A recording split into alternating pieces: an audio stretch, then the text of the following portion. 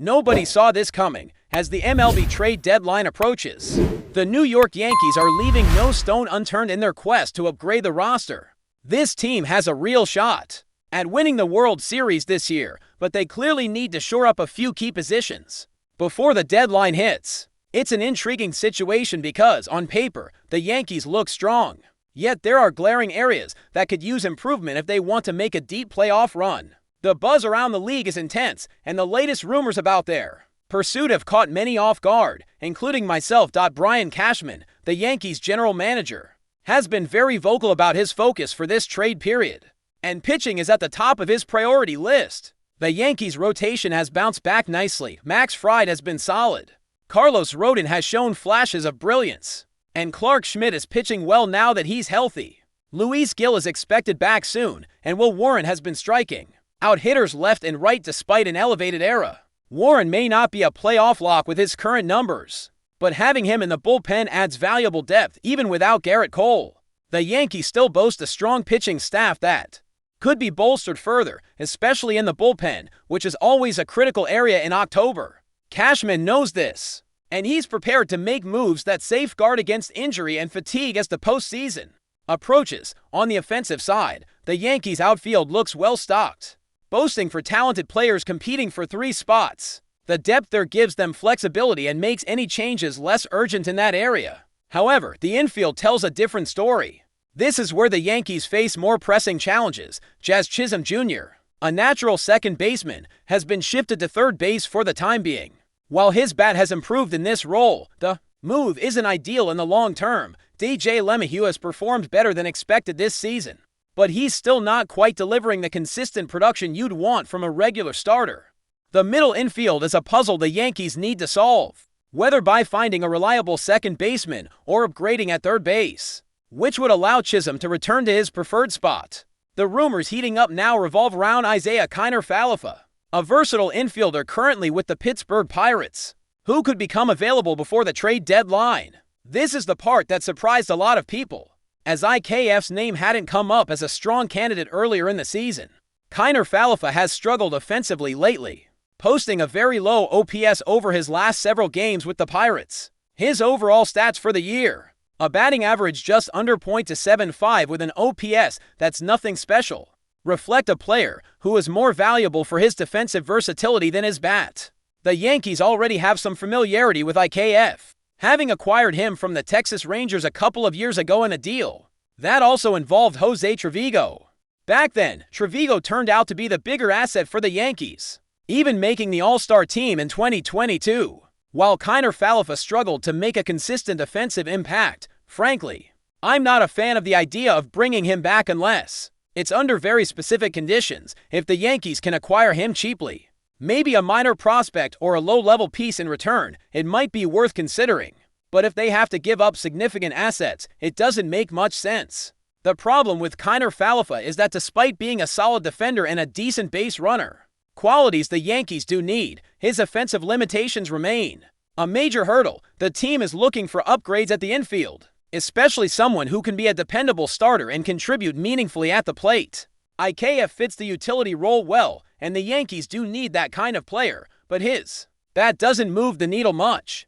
In fact, with DJ LeMahieu and other players like PJ Zaret already on the roster, the difference in offensive output between them and IKF is minimal. Looking at Kiner-Falefa's season stats, he has a batting average around .75, with limited power, just 35 home runs over nearly 3,000 at-bats in his career. His offensive contributions have never been the main reason teams have sought him. Instead, his value lies in his defensive versatility across multiple infield positions. The Yankees have used him before as a shortstop when they were short on options, and he's become a reliable utility man under manager Aaron Boone. So, while he fills a useful niche, he's hardly a game changer. Jazz Chisholm Jr., meanwhile, has shown flashes of his potential this season, particularly since returning from injury. He's hitting better at third base than he ever did at second, which complicates the team's decisions about where to play him long-term. Chisholm has shown good power, speed, and solid on-base skills, which is encouraging.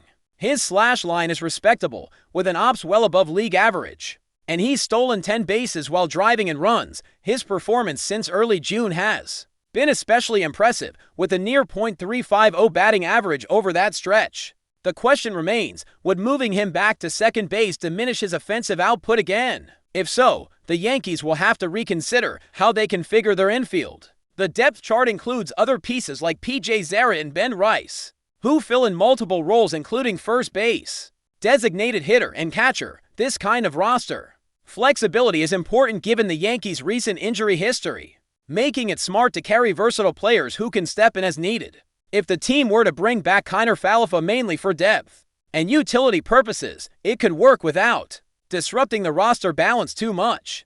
But making him the centerpiece of the trade deadline strategy, that's more questionable. LeMahieu is another player worth mentioning here. He's been a reliable clubhouse presence and a solid contributor at the plate. But his age and declining production have raised concerns. His batting average sits in the mid-250s, with an OPS under 700, which isn't what you want from your everyday infielder when you're aiming for a championship.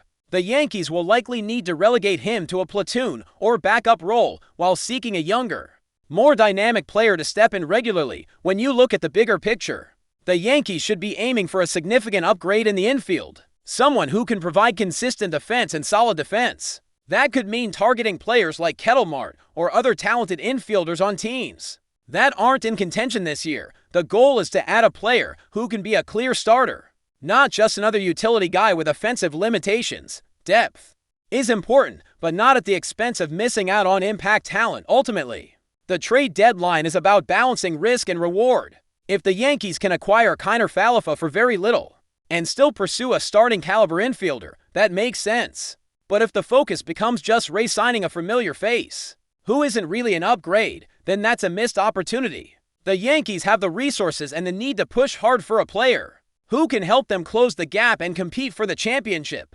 Anything less than that feels like a step sideways. This season, the window for winning is open. The pitching staff, while not perfect without Garrett Cole, has plenty of talent and depth, and the outfield is stacked. The infield remains the biggest question mark. How the Yankees handle that position before the trade deadline could shape their postseason run. It's a delicate balance of managing veteran leadership, promising young talent, and players who can produce consistently at the plate. The whispers around Kiner-Falefa's potential return highlight the challenges the Yankees face. He offers versatility and defense, but his bat is cold and has been for a while. Unless that changes quickly, adding him wouldn't significantly improve the lineup. Fans and analysts alike are hoping the team uses this deadline to bring in a true difference maker at second or third base, someone who can contribute both offensively and defensively on a consistent basis. The Yankees are aiming for a World Series title, and that requires bold moves, not just incremental adjustments. There's still time before the trade deadline, and the Yankees have a history of pulling surprises when it counts. Whether they go after Kiner-Falefa as a depth piece or swing for a more impactful player, the next few weeks will be crucial. The front office will have to weigh the risks of making a move too early or waiting too long and missing out. In the end, the goal is clear: build a roster capable of battling through October and bringing another championship banner to New York while Kiner-Falefa's name is buzzing. It's important to remember he's not the ultimate solution for the Yankees' infield issues. His previous stint with the team showed his limitations, and his recent slump only raises questions. The Yankees management must carefully consider how much value he adds versus the cost of acquiring him. This isn't just about plugging holes, it's about pushing toward excellence. But before we continue, please remember to join our channel and give this video a like. Your support allows us to keep bringing you the latest news about the New York Yankees. Feel free to share your thoughts on the news in the comments. Whispers are stirring around the Bronx as a troubling possibility emerges for the New York Yankees star Aaron Judge. During a recent training session, the powerful outfielder reportedly sustained an injury, sparking a wave of speculation about the impact this could have on the team's upcoming season. While official details remain scarce and the Yankees' medical staff has been tight-lipped, insiders hint that the injury might not be minor, prompting concern among fans and analysts alike. Judge, known for his towering home runs and imposing presence at the plate, is widely regarded as the cornerstone of the Yankees lineup. Any setback to his health inevitably raises questions about the team's offensive firepower and postseason aspiration. The timing couldn't be worse, as the Yankees are currently navigating a competitive division, and losing Judge for even a few weeks could shift the balance of power significantly. Rumors suggest the injury occurred during a routine drill, but the exact nature remains unclear. Some sources whisper about a possible muscle strain or a minor ligament issue, while others fear it might be something more serious that could require extended recovery time. The Yankees have yet to release an official statement, keeping the door open for hopeful fans who cling to the idea that Judge might return swiftly and without complications. The buzz around the clubhouse is palpable, with teammates reportedly rallying around Judge and vowing to maintain their competitive edge regardless of his status. However, the reality is that without their slugger, the Yankees could face an uphill battle in maintaining their dominance in the American League East. The media circus is already heating up, with pundits debating whether the team's depth is sufficient to cover for one of baseball's most feared hitters. If the worst-case scenario comes to pass, the Yankees might need to explore temporary reinforcements or adjust their lineup strategy. Significantly, speculation about potential call-ups from the minors or trades to bolster the roster is already circulating, adding another layer of intrigue to the team's off-season plans. The front office, known for its proactive approach, will likely be under pressure to act quickly should Judge's injury prove more serious than initially hoped. For now, the rumor mill continues to churn, fueled by fragmented reports and cautious optimism. Fans are holding their breath, hoping this is just a minor scare rather than a prolonged absence. The next few days will be critical, as more information is expected to emerge from the Yankees' medical evaluations and training updates. In the world of baseball, where every game can alter the course of a season, the health of a single player can make all the difference. Aaron Judge's situation is a developing story that could shape the Yankees' fortunes in the months ahead, and for now, everyone is watching closely, waiting to see if this buzz will fade or explode into a full-blown crisis. That's it for this update. If you enjoyed the video and want to keep receiving exclusive news about the New York Yankees, please subscribe to our channel and give us a like. We always appreciate your comments and opinions. See you in the next video.